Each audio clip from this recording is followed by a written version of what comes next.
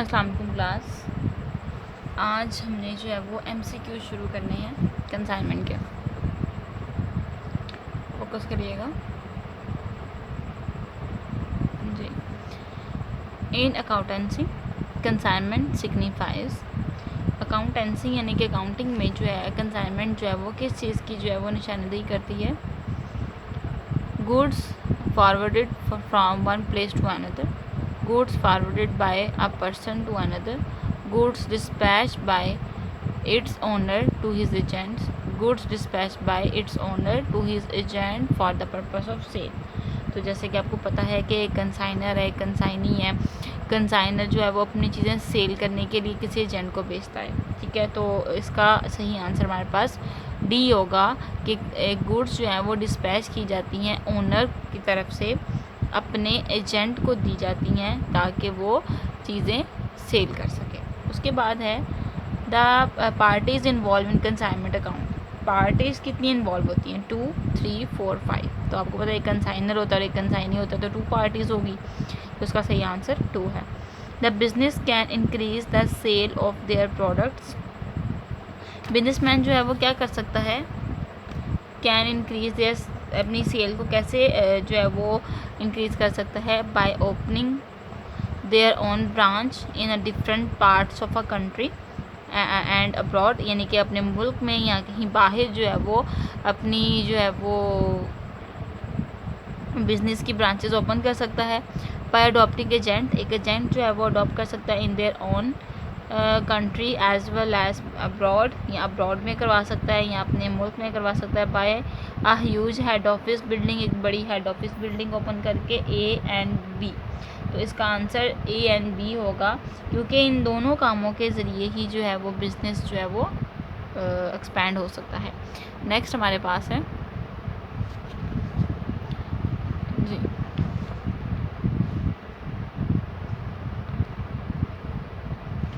a manufacturer or the wholesaler who send his goods for sale purpose is known as। Manufacturer कहते हैं वो शख्स जो चीज़ बनाता है और फिर आगे फ़रोख्त करता है। होलसेलर जो एक जगह से ख़रीदता है और दूसरी जगह उसको फ़रोख्त करता है। Who send his goods for sale purpose, जो कि वो पर्सन, वो मैन्युफैक्चरर या होलसेलर जो है वो अपनी चीज़ें सेल करने के पर्पज़ से बेचता है, उसको क्या कहा जाएगा? कंसाइनी, कंसाइनर, एजेंट या ड्रायर। तो उसको क्या कहते हैं हम? कंसाइनी, सॉरी कंसाइनर, ठीक है। तो बी वाला इसका आंसर ठीक है। उसके बाद है consignee is principal, owner, debtor of consignee, none of these. तो ना ही वो प्रिंसिपल बनता है ना ही वो ऑनर है, क्योंकि कंसाइनी तो एक एजेंट है, ठीक हो गया। तो यहाँ पे कहीं भी वो ऑप्शन नहीं है, तो उसका नन ऑफ दीज आंसर ठीक होगा। उसके बाद है, अब क्लियर हो गया, a person to whom the goods are sent is known as. वो बंदा, वो शख्स जो कि अपनी चीज़ें, जितनी यहाँ पे ये है कि जिसको चीज़ भेजी जाए, टू होम का मतलब होगा जिसको, गुड्स एंड, जिसको चीज़ें भेजी जाती हैं वो क्या कहलाएगा? कंसाइनर, कंसाइनी, ड्रॉअर या ड्राई। तो वो पर्सन जिसको चीज़ें हम बेचते हैं वो कंसाइनी है, ताकि वो आगे फ़रोख्त करके तो उसकी अमाउंट जो है वो हमें सेंड कर दे। उसके बाद है consignee is principal, agent, creditor of the consignor, none of above. तो कंसाइनी हमारे पास एक एजेंट के तौर पे काम करेगा, तो उसको एजेंट कहा जाएगा। उसके बाद है consignee sells the goods on the behalf of consignor, ठीक है, कि कंसाइनर की बिहाफ पे वो चीज़ें जो है वो सेल करता है। नेक्स्ट है हमारे पास the relationship between consignor and consignee is that of principal and agent, debtor और creditor, buyer, seller, none of these. तो प्रिंसिपल है एज एजेंट, प्रिंसिपल कहेंगे मालिक को, ठीक है, और एजेंट कहेंगे उसका जो काम करने वाला है, ठीक है। तो प्रिंसिपल और एजेंट का रिलेशन बनेगा कंसाइनर और कंसाइनी में। उसके बाद है the act of sending goods चीज़ों को जो भेजने का एक्ट है, जो अमल है, बाय ऑनर की तरफ से भेजा जाता है टू एजेंट, अपने एजेंट को, फॉर द सेल करने के लिए, is called consignment, sales, purchases या पार्टनरशिप। तो इसका सही आंसर कंसाइनमेंट है, क्योंकि कंसाइनर ही जो चीज़ें जो है ओनर जो एजेंट को बेचता है अपनी चीज़ों को सेल करने के लिए, तो वो कंसाइनमेंट कराएगा। When goods are dispatch by consignor, जब कंसाइनर से गुड्स जो है वो पैक हो जाती हैं सेंड करने के लिए टू कंसाइनी को, it will be from consignors view, ये कंसाइनर्स के व्यू से क्या कहलाएगी, यानी कि वो कंसाइनमेंट जो कि कंसाइनर बेच देगा कंसाइनी को, तो वो कंसाइनी की तरफ से क्या कहलाएगा। ये हमने डेफिनेशन में भी पढ़ा था कि अगर कंसाइनर कंसाइनी को गुड्स भेजेगा तो उसको क्या कहेंगे, और अगर कंसाइनर कंसाइनी को बेचता है तो उस तरह उसको क्या कहेंगे। ठीक है, कंसाइनमेंट इनवर्ड, उसके बाद है consignment outward, consignment in transit, all of these. तो इसमें कंसाइनमेंट आउटवर्ड होगा, क्योंकि कंसाइनर अपनी दुकान से अपने बिजनेस से चीज़ बाहर निकाल के एजेंट को बेच रहा है, कंसाइनी को बेच रहा है, तो वो कंसाइनमेंट आउटवर्ड कहलाएगी। ठीक हो गया। उसके बाद है when the goods are dispatch by consignor to the consignee, it will be from consignee's point of view. अब कंसाइनी के पास चीज़ आ रही है, ठीक है, कंसाइनर जो है वो आउट कर रहा है और कंसाइनी क्या कर रहा है, वो इन कर रहा है। तो इस हवाले से कंसाइनी के पॉइंट ऑफ व्यू से वो कंसाइनमेंट इनवर्ड कहलाएगी और कंसाइनर के पॉइंट ऑफ व्यू से वो कंसाइनमेंट आउटवर्ड कहलाएगी। ठीक है, ये दोनों डेफिनेशंस भी हो सकेंगी। स्टार्टिंग में जब मैंने चैप्टर शुरू करवाया था तब मैंने आपको डेफिनेशन के साथ सारा जो है वो चैप्टर पढ़ाया था। आप मेरा फर्स्ट लेक्चर भी दोबारा देख लें ताकि आपको डेफिनेशंस के बारे में पता चल जाए। उसके बाद है the register which is maintain by consignor, यानी कि वो ऐसा रजिस्टर जिसमें कंसाइनर मेंटेन करता है टू कीप द रिकॉर्ड, अपने रिकॉर्ड को रखने के लिए, ऑफ द गुड्स कंसाइंड, जो चीज़ें उसने कंसाइन की होंगी, is called as consignment outward book, consignment inward book, consignment production book, consignment purchase book. तो अब यहाँ पे आप देखें कंसाइनर जो है वो चीज़ भेजने की एंट्री करेगा क्योंकि उसके पास से चली गई, तो जैसे ही उसकी डेफिनेशन में बढ़ता है कि कंसाइनर के पॉइंट ऑफ व्यू से कंसाइनमेंट आउटवर्ड कहलाएगी, तो ऑब्वियसली उसकी बुक भी कंसाइनमेंट आउटवर्ड ही होगी। तो इसका सही आंसर ए वाला है, कंसाइनमेंट आउटवर्ड बुक। उसके बाद है consignment outwards book treatment is a similar to purchase book, cash book, sale book, passbook. अब परचेज बुक का मतलब होता है वो वाली किताब जिसमें जितनी चीज़ें ख़रीदी हैं वो लिखी जाएँ। कैश बुक में आपको पता ही है कि कैश को ट्रीट किया जाता है कि कैश कहाँ से आ रहा है, कैश कहाँ से जा रहा है। सेल बुक में सेल्स को ट्रीट किया जाता है कि हमने कहाँ कहाँ पे चीज़ें सेल की हैं, और पासबुक में हम लोग बैंक की एंट्रीज करते हैं। तो उसका सही जवाब क्या होगा, कंसाइनमेंट का यानी सेल बुक होगा, क्योंकि कंसाइनमेंट आउटवर्ड का मतलब होता है कि हमने कंसाइनमेंट भेज दिया सेल करवाने के लिए, तो उस पॉइंट ऑफ व्यू से उसको सेल बुक कहा जाएगा। उसके बाद है the register which is maintain by consignee to keep the full record of goods receive is called consignment outward book, consignment inward book, consignment purchase book, consignment in transit book. तो अब इसके पास क्या हो रहा है, इसके पास कंसाइनमेंट जो है वो आ रही है, उस पॉइंट ऑफ व्यू से कंसाइनमेंट इनवर्ड बुक जो है वो इसकी बनेगी। ठीक हो गया।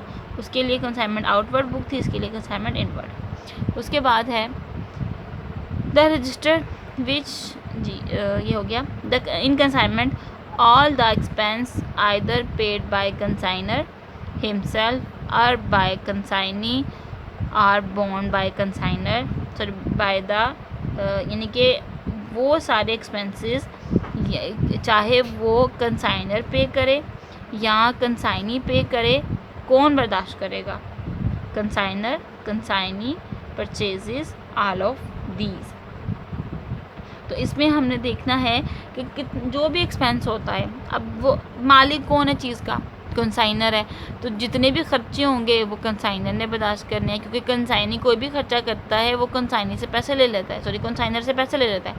ठीक है, जो उसका एजेंट होगा वो कोई भी खर्चा करेगा। जैसे कि आप अगर किसी की कोई चीज़ लेने के लिए जा रहे हो या आप किसी की चीज़ बेचने के लिए लेके जा रहे हो, तो उसके ऊपर जो खर्चा होगा वो ऑब्वियसली खर्चा आप उससे वसूल करोगे कि आपकी चीज़ के ऊपर इतना खर्चा आया है। तो इसीलिए इसके आंसर में कंसाइनर सही आंसर है, क्योंकि कंसाइनर जो है वो सारे एक्सपेंसेस को खुद बर्दाश्त करता है। बॉन्ड मतलब बर्दाश्त करना। नेक्स्ट है consignee. Consignee bear expense or losses in consignment, share profit made on the sale of goods, receive the commission from the consigner, all of above. अब कंसाइनी का क्या काम होता है, उसने कंसाइनर की चीज़ें बेचनी है और उसके अगेंस्ट क्या वसूल करनी है, कमीशन वसूल करनी है. तो यह इसका सी वाला आंसर ठीक है कि कंसाइनमेंट कंसाइनी जो है वो कंसाइनमेंट्स उसकी सेल करता है, उसके अगेंस्ट कमीशन वसूल करता है कंसाइनर से. उसके बाद है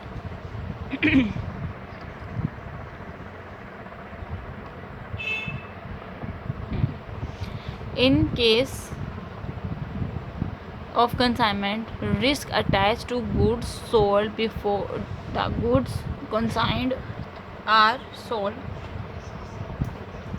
lies with the consignee, consigner, buyer or debtor.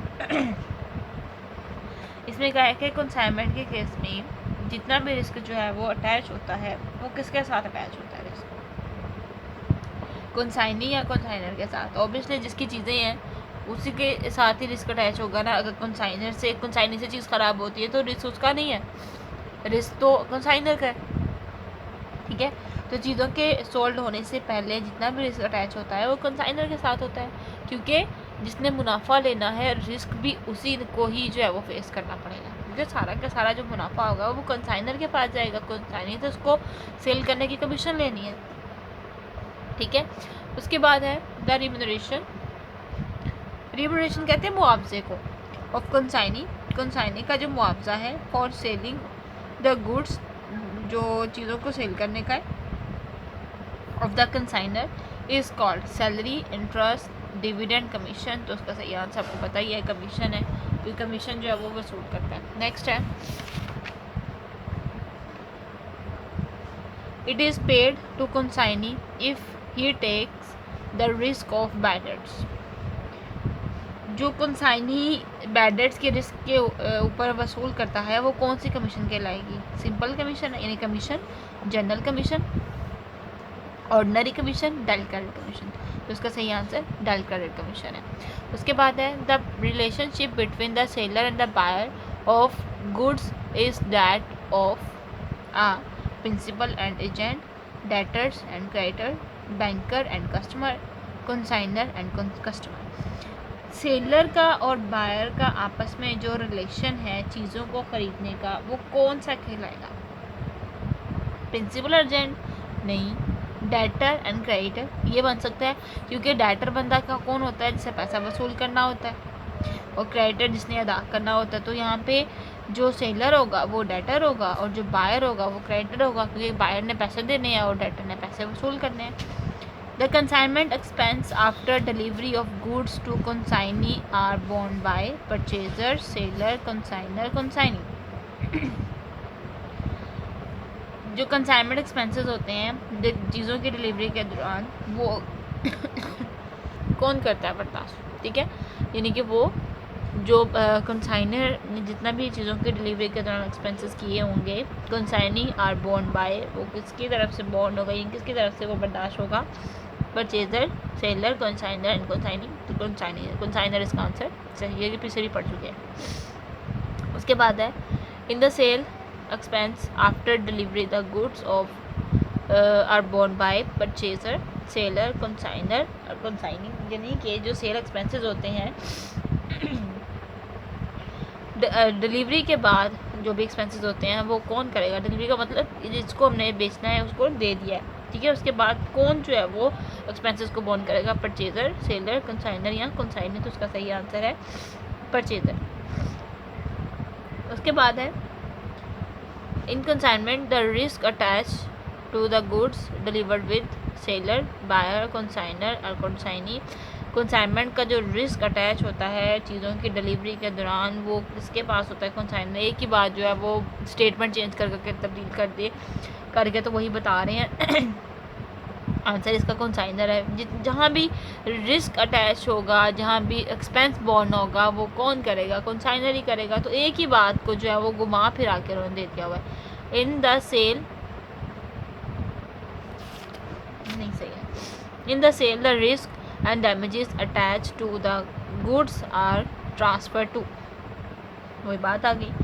Cell के दौरान रिस्क जो है या चीज़ें डैमेज हो जाती हैं तो उस दौरान जो है वो कौन जो है वो ट्रांसफ़र करेगा? सेलर, बायर, कंसाइनर या कंसाइनी। यानी कि in the sale of risk, sale the risk and damages attach to goods sold, यानी कि सोल्ड हो गई हैं और फिर वो सारा रिस्क और सारा डैमेजेस जितना भी होगा वो कौन बायर करेगा? कौन जो है वो किसकी तरफ ट्रांसफ़र होगा? वो बायर की तरफ होगा, यानी जिसने चीज़ को ख़रीदा होगा वही फिर उस चीज़ की डैमेज, यानी कि मिसाल के तौर पे आपने कोई चीज़ ख़रीदी है, घर आप लेकर आते हो, वो चीज़ जो है वो आपसे ख़राब हो जाती है, तो फिर उसके लिए उसके डैमेजेस किसके साथ अटैच होंगे? बायर के साथ होंगे जिसने ख़रीदी होगी, क्योंकि सेल करने वाले तो बिल्कुल सही चीज़ आपको दे दी है। Account cell is suitable by consignor to consignee, sorry consignee to consignor, debtor to creditor, principal to agent A and C। तो आपको पता है कि account sale consignee to consignor होता है। जैसे कि हम जो अकाउंट बनाते हैं, अकाउंट सेल, इसमें सारी इन्फॉर्मेशन लिखी होती है कि जी कितनी कितनी अमाउंट जो है वो हमने इसको देनी है कंसाइनर को, या कितनी अमाउंट खुद रखनी है, तो वो कंसाइनी बनाता है ना, तो कंसाइनी से कंसाइनर को जाती है। In the case of dual credit commission, the liability of bad debts will be consignee, consignor, insurance company, none of these। यानी dual credit commission के दौरान जो है वो लाइबिलिटी बैड डेट्स की किसके ऊपर इंहिसार होती है? कंसाइनी के ऊपर होती है, क्योंकि कंसाइनी जो है वो गारंटी देता है कि मैंने जिस बंदे को उधार चीज़ दी है अगर वो पेमेंट नहीं करेगा तो मैं करूँगा, तो उस टाइम पे उसको जो एक्स्ट्रा कमीशन मिलती है वो डुअल क्रेडिट कमीशन मिलती है, तो वो कंसाइनी ही के बिहाफ पे ही होती है। उसके बाद it is paid to agent to work hard to push a new line product। New line यानी किसी भी न्यू लाइन प्रोडक्ट को लॉन्च करने में मार्केट में जो सी कमीशन होती है वो कौन सी कहलाती है? Commission, dual credit commission, overriding commission या ऑर्डिनरी कमीशन। तो इसका सही आंसर है ओवरराइडिंग कमीशन। ये हमने ओवरराइडिंग कमीशन की डेफिनेशन में भी पढ़ा है। उसके बाद है in consignment it is prepare to find out the value of a profit and loss. Profit and loss की जो वैल्यू है उसको फाइंड आउट करने के लिए कौन सी कंसाइनमेंट जो है वो बनाई जाएगी? कंसाइनी अकाउंट बनाया जाएगा, कंसाइनर अकाउंट बनाया जाएगा, कंसाइनमेंट अकाउंट बनाया जाएगा या goods and to consignment account बनाया जाएगा। तो इसके लिए आपको पता ही है कि हम जब वैल्यू निकालते हैं प्रॉफिट एंड लॉस की तो कौन सा अकाउंट बनाया जाता है? कंसाइनमेंट का अकाउंट होता है, उसमें पता चलता है कि प्रॉफिट कितना है या लॉस कितना है। Combination, sorry consignment account is the combination of trading and balance sheet, trading and receipts and payments account, trading account and transfer statement of affairs, यहाँ हमारे पास है trading account the profit and loss account. तो आपको पता है कि consignment account के अंदर यानी ट्रेडिंग अकाउंट या प्रॉफिट एंड लॉस अकाउंट जैसा से आपने उसमें पढ़ा था फाइनल अकाउंट में, एक चैप्टर था आपका पार्ट 1 में, शायद 10वां था या 11वां था, उसमें ट्रेडिंग अकाउंट और प्रॉफिट एंड लॉस अकाउंट आपने बनाना सीखा था। तो आपको ये भी पता होगा कि उसमें आपने प्रॉफिट मालूम किया था या लॉस मालूम किया था। तो उन्होंने यही कहा है कि कम्बिनेशन जो कंसाइनमेंट अकाउंट है वो किसका कम्बिनेशन है? वो ट्रेडिंग और प्रॉफिट एंड लॉस अकाउंट का कम्बिनेशन है। ये तो होगी हमारे 30 MCQs। नेक्स्ट हम इंशाल्लाह बाकी MCQs करेंगे।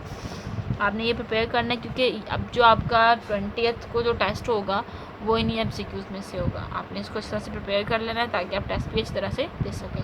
अल्लाह हाफ़िज़।